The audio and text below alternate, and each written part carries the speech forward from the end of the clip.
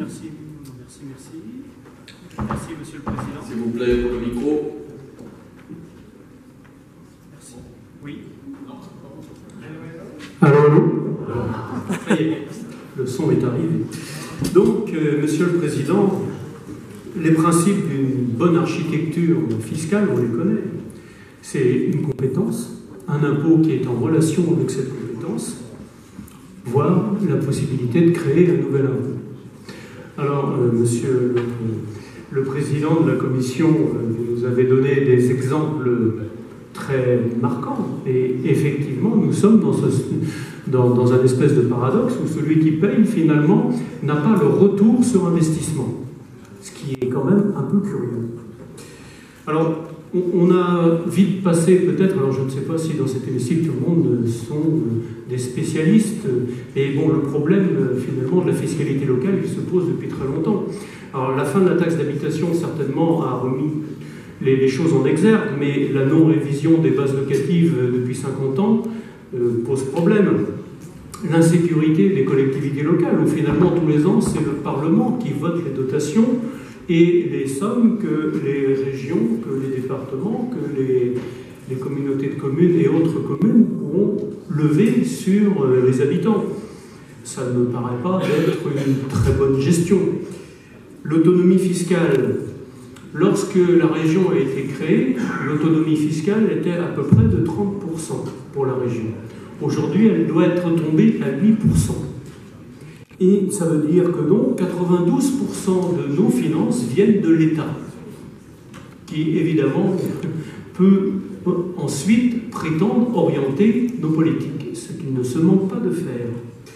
Alors, cher président de la Commission des finances, l'autonomie fiscale, ça me semble quand même relativement importante, parce que finalement, les régions en France n'ont ni l'autonomie fiscale, ni la masse de leur budget. En gros, le budget de la région Bretagne, c'est 10 fois inférieur à celui de la région Pays de Galles, 30 fois inférieur à celui de la région Écosse. Donc forcément, je veux dire, les politiques que nous pouvons mettre en place sont forcément des politiques qui sont bien plus limitées.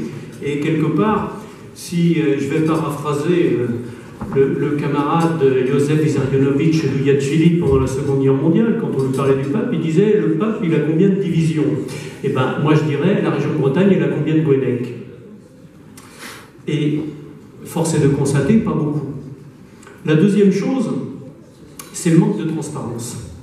Quand on voit par exemple le budget de la culture, on a fait le compte, 139 € par habitant pour un francilien, 15 € pour un autre habitant de la France. Là, il y a quand même quelque chose qui ne va pas. Même chose dans les dotations, je me souviens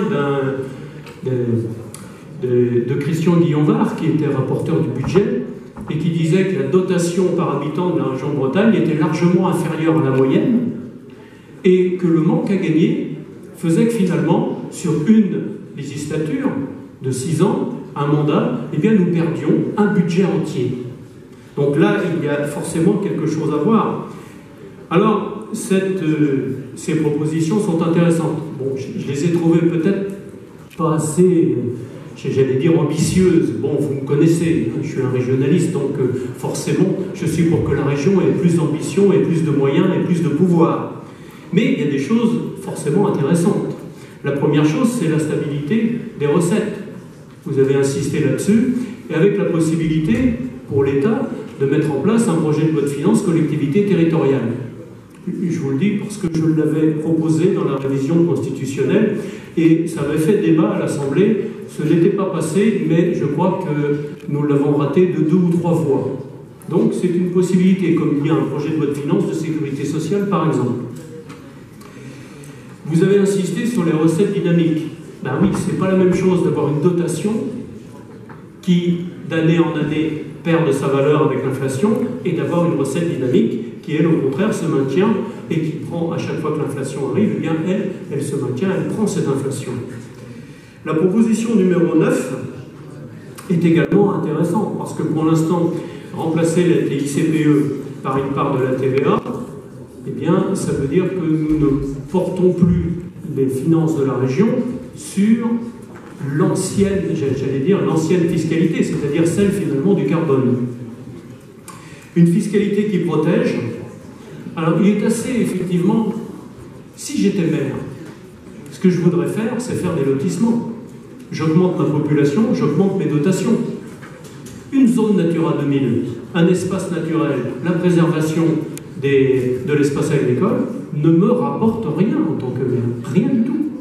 Donc effectivement, il y a intérêt à orienter la fiscalité locale vers la préservation des espaces naturels et de l'espace agricole.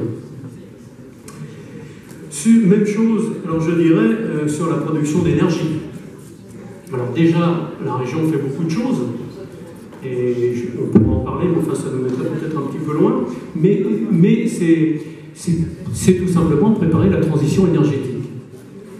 Les 10% sur les budgets, alors j'ai bien aimé M. Perrin, effectivement, je pense que ça pourrait être tout à fait intéressant. Et finalement, la taxe d'habitation sur les résidences secondaires, bien que nous en avons un certain nombre sur la côte, ce qui amène forcément aussi un certain nombre d'aménagements pas toujours très rentables, puisque quand la population est multipliée par 10 sur la côte, ça veut dire des équipements qui sont aussi, eux, à la taille de cette population estivale que nous avons, et évidemment, c'est beaucoup plus cher. Donc, insatisfait, il y a effectivement des mesures intéressantes. Alors après, il faudra les vendre, il faudra les faire vivre, et ça reste toujours un combat. Je vous remercie.